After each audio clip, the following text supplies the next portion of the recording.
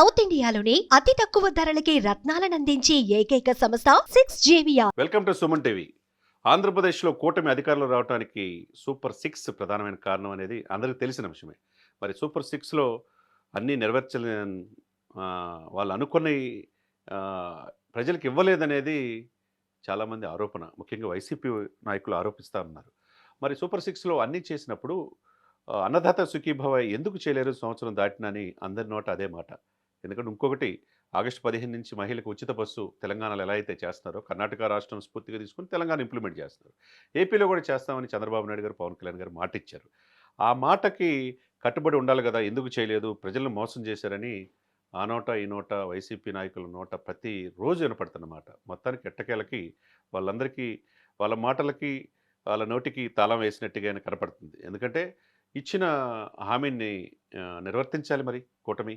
ఆ దిశగా ఎందుకంటే రైతులు కూడా ఓటే కానీ 100% స్ట్రైక్ రేట్తో దాదాపు 164 మంది ఎమ్మెల్యేలు, ఎంపీలతో మంచి అంతకుముందు 151 స్థానాల్లో ఉన్న వైసీపీని కాదని ఈ కూటమిని అధికారులు తీసుకొచ్చారు. మరి అన్నదాత సుఖీభవ అంటే రైతులు బాగుంటేనే ఇక ప్రభుత్వాలు బాగుంటాయి, ఈ దేశం బాగుంటుంది.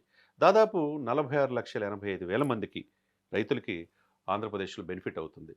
వాళ్ళకి అన్నదాత సుఖీభవలో వాళ్ళు చెప్పింది ఏంటంటే వాళ్ళు ఎలక్షన్స్ మేనిఫెస్టోలో 14,000 రూపాయలు రైతులకి వేస్తూ ఉన్నారు.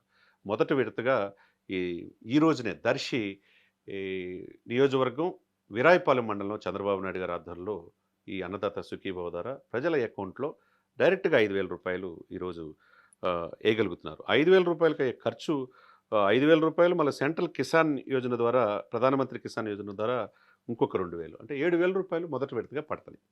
దానికి ప్రభుత్వం ఆల్రెడీ వెంటనే 2,342 కోట్ల రూపాయలు రిలీజ్ చేసింది.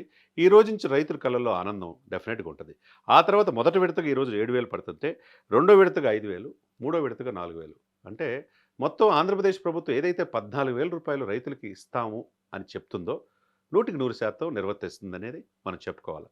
మరి రైతులు బాగుంటేనే, వాళ్ళు బాగుంటేనే, పంటలు బాగుంటేనే ఆ రాష్ట్రం బాగుంటుంది, దేశం బాగుంటుంది అనేది అందరి నోట చెప్తున్న మాట.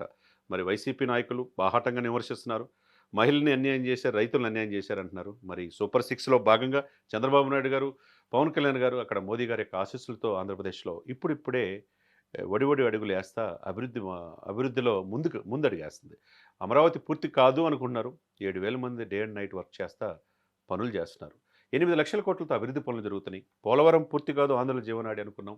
పోలవరం కూడా 2020 నాటికి పూర్తవుతుందనేది ఆశ ప్రజల్లో కలిగింది. దీంతోపాటు రోడ్లు, అస్తవ్యస్తమైన రోడ్లు చాలా చక్కగా ఉన్నాయి, పంచాయతీలు బాగున్నాయి.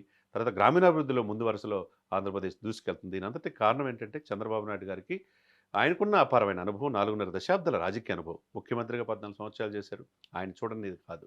దేశంలోనే ఈ దేశానికి రాష్ట్రపతి అబ్దుల్ కలాం గారు లాంటి వ్యక్తిని అందించిన వ్యక్తి చంద్రబాబు నాయుడు గారు. అదేవిధంగా ఒక దళితుడిని స్పీకర్గా చేసిన వ్యక్తి చంద్రబాబు నాయుడు. చంద్రబాబు నాయుడు గారికి ఉన్న అపారమైన అనుభవం, పవన్ కళ్యాణ్ గారికి ఉన్న చొరవ, ఈ అన్నిటితో పాటు మోదీ గారి ఆశీస్సులతో ఆంధ్రప్రదేశ్లో ఈ రోజు నుంచి రైతులకు అన్నదాత సుఖీభవ ద్వారా మేలు జరుగుతుంది.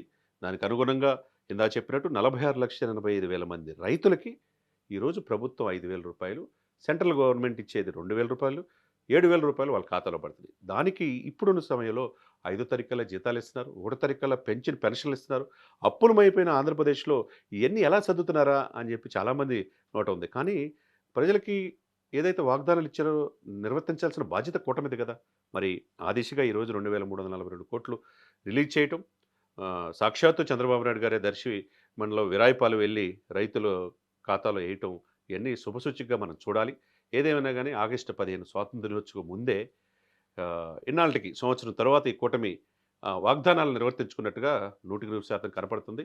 ఈ విధంగా ఇలాంటి అభివృద్ధి పనులు ఏదైతే ఉన్నాయో, ఏ ప్రభుత్వాలైనా 5 సంవత్సరాలకు ఒకసారి ఎలక్షన్స్ వస్తాయి.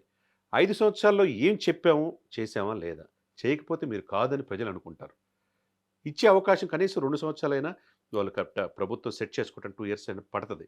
ఆ పట్టే క్రమంలోనే 1.5 ఇయర్లోనే ఇచ్చిన వాగ్దానాన్ని నిర్వర్తించడం పట్ల అటు చంద్రబాబు నాయుడు గారిని, పవన్ కళ్యాణ్ గారిని, ఆంధ్రప్రదేశ్లో ఉన్న రైతులందరూ కూడా అభినందిస్తున్నారు.